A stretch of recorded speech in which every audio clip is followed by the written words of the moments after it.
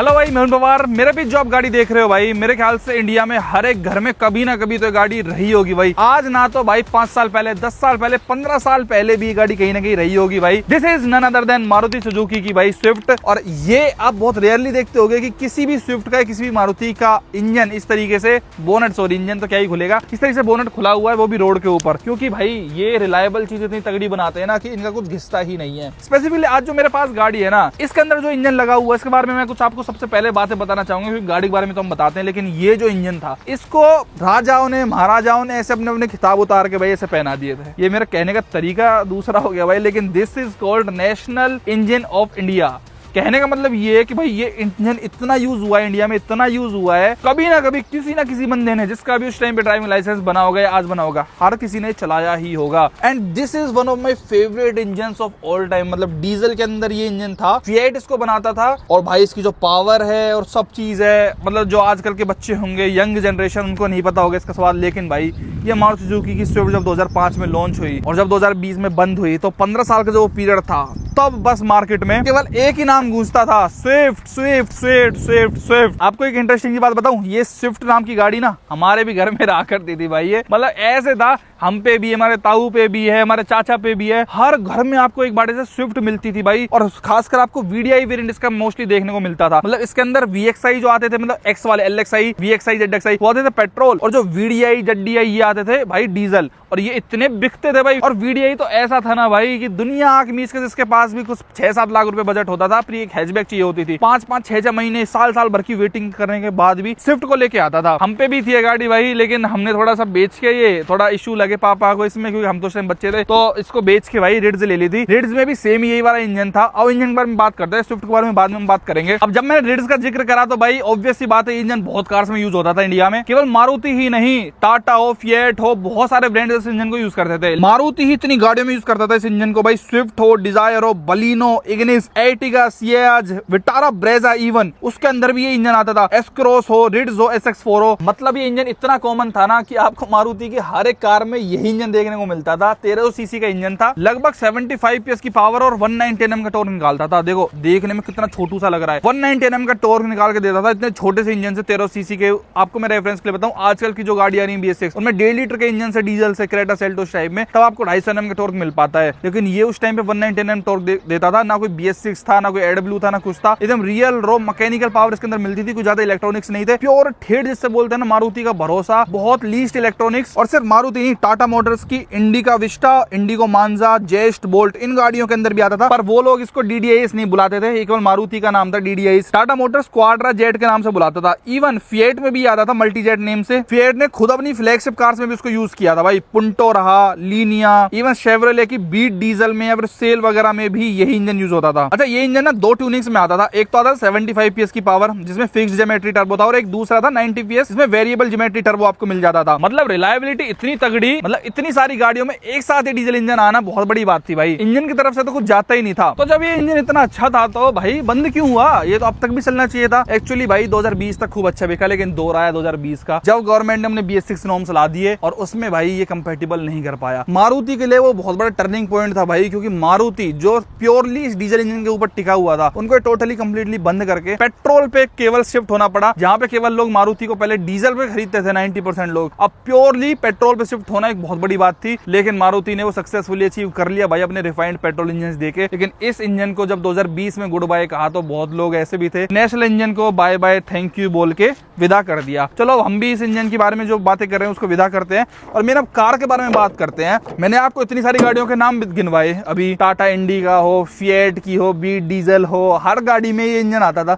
लेकिन सबसे ज्यादा भाई स्विफ्ट क्यों बिकी? फिर उसके कुछ कारण थे भाई। जैसे इसके ओनर जो है आज हमारे साथ जुड़े हुए हैं भाई। क्या नाम है आपका? मन चौधरी भाई। कहाँ से हो आप? गुजरात से। भाई गुजरात में ही ये गाड़ियां आज आपको मिल सकती है, क्योंकि दिल्ली NCR में, गुड़गांव में या नोएडा वगैरह में तो गाड़ियां मिलना बहुत ज्यादा मुश्किल है। अगर वहाँ की कोई गाड़ी रहती भी है ना, तो वो राजस्थान, गुजरात, MP इधर साइड ही देखने को मिलती है। अब मैं बताता हूँ क्यों नहीं ज्यादा बिकती भाई। कौन सा ईयर है आपका ये वाली? 2012 मॉडल है अरुण भाई, और ये हमने अभी रिसेंटली परचेस की है। 1 या 1.5 साल ही हुआ है हमको। 2012 मॉडल आपने अभी परचेज करी है, मतलब सेकंड हैंड में खरीदी है हमने? हम सेकंड ओनर हैं। अच्छा, और कितने की पड़ी भाई आपको ये मेरे को 345 की पाई। 3,45,000 रुपए। 3,45,000 रीसेल वैल्यू स्पेशली मारुति आज भी जो इतना ज्यादा बिकता है, उतना बिकता था ना, 3,45,000 रुपए की पड़ी है 2012 से। कितने साल हो गए भाई, 14 साल पुरानी गाड़ी। मुझे बता देना आप कौन सी गाड़ी कितनी तगड़ी रीसेल है कि 3,45,000 रुपए की आपको पड़ती है। कंडीशन आप देख लो तो आप सेकंड ओनर, थर्ड वगैरह, फोर्थ वगैरह? हम सेकंड ओनर ही है। तो उसका बेचने का कारण क्या था भाई, जो पुराना बंदा था? वो राजस्थान का ही था वो बंदा, जिसका भी था। हमने पार्टी थ्रू ली थी, ऐसे नहीं कि डीलर थ्रू ली हमने,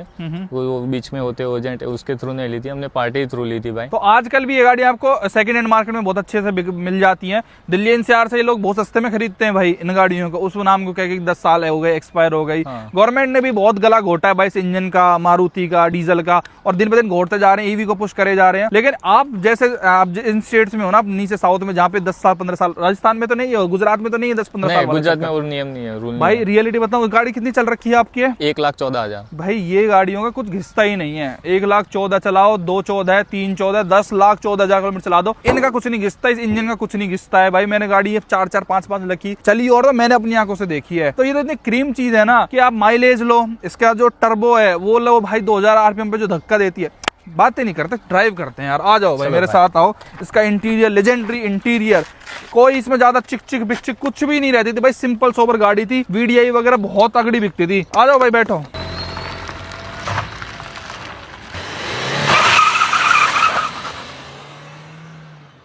अच्छा, उस टाइम पे ना कोई ट्रैक्शन कंट्रोल नहीं, कोई पार्किंग रिवर्स पार्किंग सेंसर नहीं, कोई फ्रंट कैमरा नहीं, रिवर्स कैमरा नहीं। देखो ये सब जुगाड़ आज, क्योंकि आजकल ये फीचर्स मैंडेटरी हो गए तो सब लोग करा के रखते हैं भाई। इस तरीके से पार्किंग सेंसर ना कर दो ना, आवाज वाला सेक्शन ऑन भाई, ये बताता है भाई कि कितना डिस्टेंस पीछे रह रहा है। तो ये सब डिवाइस भी जैसे जैसे टेक्नोलॉजी इनहेंस हुई तो लोगों को पता था कि सेकंड हैंड गाड़ियां आज भी बिकनी है, उनमें भी देना जरूरी है। तो आज भी आराम से आपको ये सब चीजें मिल जाती हैं। देखो इतना अच्छा इंटीरियर था ना भाई, रियल जिससे प्योर बोलते ना। देखो हार्ड प्लास्टिक है, सिंपल सोबर आपको स्टीरियो मिल रहा है जिसमें सिर्फ गाने सुनने का काम है। आज की गाड़ियों में 3 डिस्प्ले का क्या काम है भाई, यहाँ पे एक सिंगल डिस्प्ले भी नहीं है। मीटर सिंपल सोबर, जितनी आपको इन्फॉर्मेशन चाहिए केवल इतनी ही दिखाता है। 6000 तक टेकोमीटर है, यहाँ पे अपना ये इंजन टेम्परेचर बता रहा है, यहाँ पे 200 तक स्पीड मार्किंग होने पे फ्यूल बता रहा है। मेरे ख्याल से सबकी फेवरेट गाड़ी रही होगी भाई, जिन्होंने भी ये कभी चलाई होगी। अच्छा, एक इंटरेस्टिंग चीज और दिखाता हूँ। ये 2012 मॉडल गाड़ी है और आप 2026 में मारुति के शोरूम में, चाहे स्विफ्ट में चले जाओ, बलिनो में चले जाओ, आपको डोर हैंडल्स भाई आज भी बलेनो, फ्रोंक्स, ब्रेजा, एर्टिगा, एक्सेल्सियस, किसी भी गाड़ी में चले जाओ सेम ही देखने को मिलते हैं। इवन जो इनके पावर ये स्विचेस है ना भाई, ये भी आज भी सेम यूज हो रहे हैं, चाहे और में एडजस्ट करने का तरीका हो। इवन चाबी दिखा देता हूँ भाई, आपने तो कवर चढ़ा रखा है भाई, लेकिन हटाओ एक बार तुरंत जल्दी से भाई कवर। एक एक चीज आज भी ये लोग इतने मंदे टाइम से यूज कर रहे हैं ना, इस गाड़ी में भी वही चीज है जो आज आपको नई में देखने को मिलती है। यानी कि मारुति को रिलायबल इसलिए भी बोला जाता है क्योंकि ये 15-15, 20-20 साल तक अपनी टेक्नोलॉजी को बदलते ही नहीं है। एक स्विच देखो आप भाई, एक कोई भी आप चाबी भी देख लो, ये चाबी भी आज आपको स्विफ्ट का LXi हो, VXi हो, या फिर बलेनो का बेस मॉडल हो, फ्रोंक्स का बेस मॉडल हो, सेम टू सेम चाबी आज भी आपको देखने को मिल रही है। तो कहां से चीजें खराब होंगी भाई इनकी। तो मारुति भाई, वो तो भाई लोगों ने थोड़ा सा डिमांड करना स्टार्ट कर दिया बिल्ड क्वालिटी और फीचर्स का, नहीं तो सेम ढांचे को आज भी चलाते रहते। देखो किसी टाइम पे क्या तगड़ी हवा थी भाई स्विफ्ट की, आज वो हवा नहीं रही भाई स्विफ्ट की, क्योंकि मारुति खुद ही अपने अगेंस्ट इतने कॉम्पिटिशन खड़ी कर देता है ना। बलेनो लो, फ्रोंक्स लो, खा गई वो गाड़ियां इस गाड़ी के नाम को। और इंजन किसी टाइम पे इतना ग्रेट इंजन था इसके अंदर भाई, जो गाड़ी अपने इंजन के लिए और परफॉर्मेंस के लिए जानी जाती थी ना, मारुति ने उसी इंजन का दहपोला डीजल से तो किया ही, क्या पेट्रोल में भी सत्यानाश कर दिया इस गाड़ी का। सोचो 3 सिलेंडर इंजन इसके अंदर आ जाता है, बिल्कुल पावर के नाम पे उसमें कुछ भी नहीं है। दूसरे गियर पे भी उठने में ना उसमें कष्ट होता है, ब्रेकर में अगर आपने 5 बंदे जैसे इसके अंदर बैठे हुए और वो गाड़ी ब्रेकर पे दूसरे गियर में खुदाने की कोशिश करी ना, इतना घटिया चलती। खैर इसीलिए कहते हैं ओल्ड इज गोल्ड। रेंज पे सब ये देखो भाई स्टार्ट और माइलेज यार भाई 22.3 की। और ये देखो यहाँ पे पहले बहुत लोगों का शौक रहता था इस तरीके से ये जेड ब्लैक वगैरह करवाने का। क्या शौक है भाई इस चीज को कराने का? क्या भाई ऐसे ही करवा रखा है, फन में ही करवा दिया है भाई। अब तो ज्यादातर पुलिस वाले भी याद देते हैं, क्योंकि भाई जेड ब्लैक करा रखी है ना भाई ने। देखना ये देखो भाई शौक। पर राजस्थान में, गुजरात में सस्ते नहीं पड़ जाता होगा बेटर?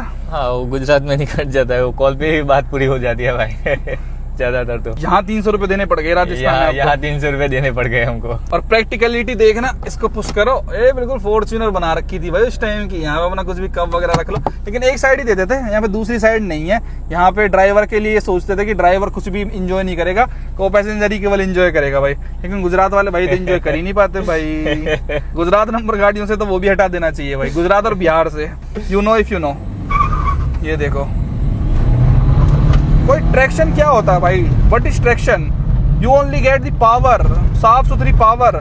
ओ भाई 2000 आरपीएम इसने क्रॉस करा, और उसके बाद जो गाड़ी पुश मारती है ना आपको, कोई एबीएस नहीं, कुछ नहीं। एबीएस तो भाई कमी महसूस होती होगी आज आपको चलाते हुए इसके अंदर। हाँ भाई, एबीएस की तो कमी महसूस होती है। ज्यादातर हाईवे पर भाई गाड़ी स्पीड पे चलती है और अचानक ब्रेक करना आ जाए, वो आ जाए, उसके लिए ज्यादातर दिक्कत होती है एबीएस की।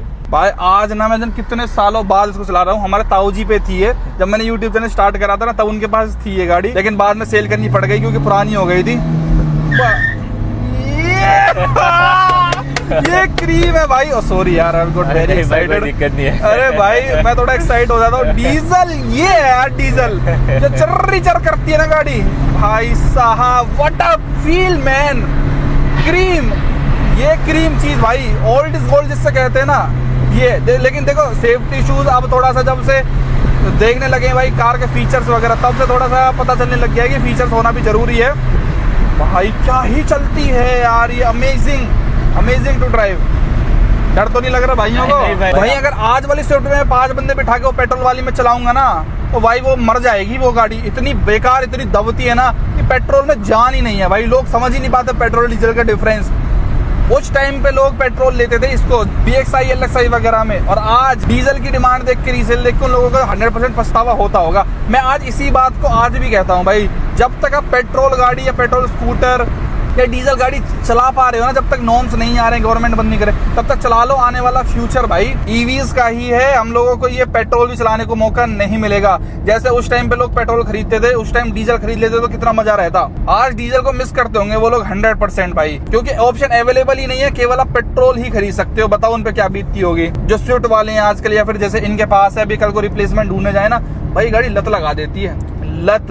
और अब मानोगे नहीं, मेरे को पता है डीजल इंजन से प्यार करवाने वाला ही इंजन ये था, जो 1.3 लीटर का इसके अंदर DDS इंजन है ना, क्योंकि हमारे पास रिड्स थी और मैंने रिड्स से ही गाड़ी चलानी सीखी थी। और डीजल में हमने 8 साल वो गाड़ी रखी थी। वो गाड़ी जो भागती थी ना, स्विफ्ट से भी ज्यादा मजे आते थे मेरे को उसको चलाने में, क्योंकि इसका गियर लीवर तो यहाँ पे था, उसका था यहाँ पे, थोड़ा सा उसका डैशबोर्ड लिया हुआ थोड़ा अलग सा था यहाँ से, तो उसके अंदर तो गियर चेंज करने में ना ऐसे फील आती थी बहुत तगड़ी। इसके बाद भाई जो चेंज करेंगे, इसका रिप्लेसमेंट देखेंगे तो डीजल वेन्यू पे ही आएंगे। बिल्कुल भाई, तो देख लो थोड़ा बहुत, वही मार्केट में दिख रहा है, वैल्यू फॉर मनी।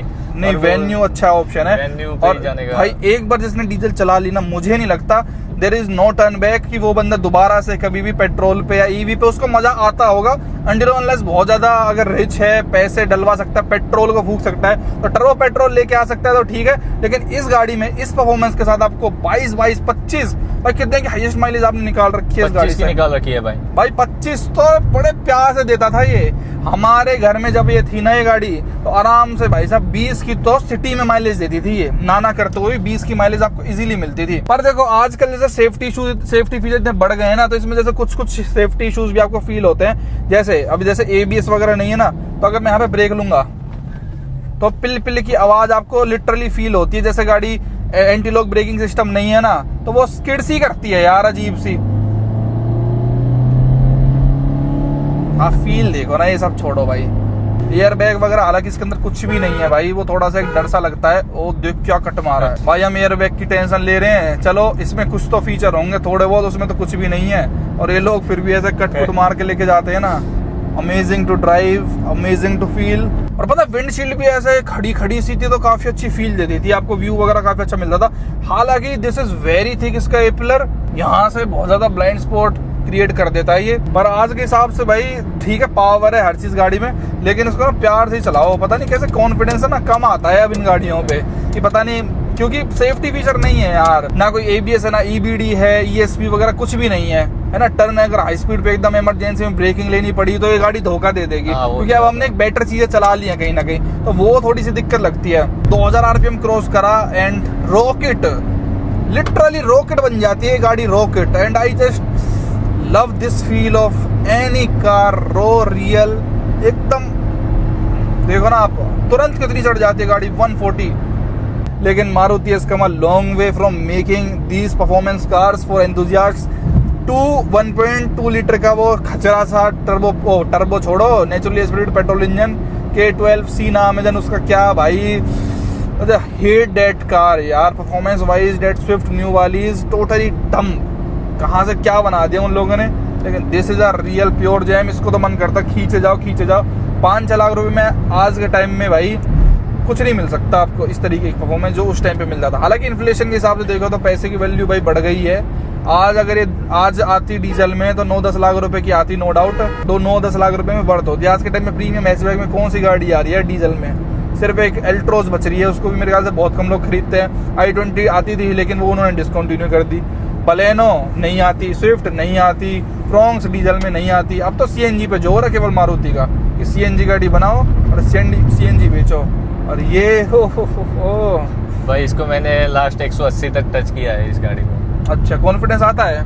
नहीं, कॉन्फिडेंस उस टाइम नहीं आता भाई लेकिन exactly. वो ऐसा ही है कि नहीं कितनी जाती है, टच करते हैं तो 180 टच की थी मैंने यार। मैं ना पहले इस गाड़ी को चलाता था ना जब, तो 180 पे भी मेरे को कॉन्फिडेंस रहता था। देखो मैं सच बताऊं, कुछ ना दिमाग की भी बात होती है।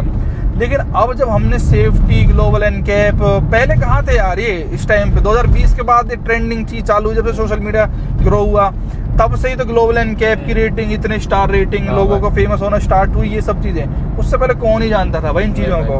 तो थोड़ा दिमाग में आता है कि यार सीरियसली इनमें सेफ्टी वगैरह ऐसा कम है ना, ESPS के अंदर ABS EBD तो भूल ही जाओ। लेकिन हर चीज के फायदे नुकसान है, इसीलिए इतनी रिलायबल थी ये चीजें कि इसमें कुछ खराब ही नहीं होता था। आज भी इसमें कोई दिक्कत नहीं आती होगी भाई। और इस गाड़ी के अंदर बड़ा खुला खुला सा फील होता है, मतलब विड्थ सी वाइड सी गाड़ी है, चौड़ा सा लगता है, भिच्चा मिच्चा सा नहीं लगता है जैसे कोई हैचबैक हो ये छोटी मोटी। और एक और ब्यूटी दिखाऊं इस गाड़ी की, देखना जैसे सेकंड गियर है ये, और मैं कोई रेस नहीं दूंगा, देखना मैं जस्ट क्लच छोड़ूंगा और गाड़ी उठ जाएगी।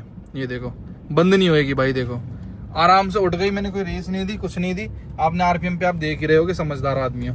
अब तीसरे गियर पे ट्राई करते हैं, मतलब आज वाली में नहीं हो सकता, वो तो गड़गड़ करके बंद हो जाएगी। तीसरे में ट्राई करते हैं, रेस नहीं दूंगा, जस्ट क्लच छोड़ूंगा अपने अकॉर्डिंग, अपने हिसाब से, और देखते हैं ये इसका जो टॉर्क है ना, ये क्यों इतना ज्यादा मशहूर था इंजन। देखो तीसरे गियर पे गाड़ी, और देखो भाई अलग वाइब्रेशन करती है, और लो उठा लिया। 5 बंदे बैठे गाड़ी के अंदर, कभी किसी को बहम हो। देखो ये है इस इंजन की ब्यूटी, तीसरे गियर पे गाड़ी उठ जाती है इतने हैवी लोड के साथ। और आज उठा के दिखाओ आप इसको 4th गियर पे ट्राई करते। 4th पे तो ज्यादा हो जाएगा, लेकिन ट्राई करने में क्या हर्ज है भाई। ये 4th पे लगा दिया मैंने, 4th पे तो ज्यादा है, नहीं हो रहा। अब तो मैं जान ही ले रहा हूँ बच्ची की। ये ट्राई करता हूँ फिर भी, चलो नहीं भाई, लेकिन तीसरे तक तो आराम से उठ जाता है, चौथे में तो कौन सी गाड़ी उठ रही है यार। तो भाई मजा आ गया, आज फिर से नेशनल इंजन को चलाने का मौका मिल गया भाई। एंड नो डाउट जब आप इसको चलाते हो ना, तब आपको फील होता है कि क्यों ये नेशनल इंजन कहलाया जाता है इस देश का। Amazing, just love this car man. आपको क्या विचार हैं भाई इस गाड़ी के बारे में, आपको कैसी लगती है कमेंट में जरूर बताना। वीडियो देखने का बहुत बहुत धन्यवाद, थैंक यू सो मच।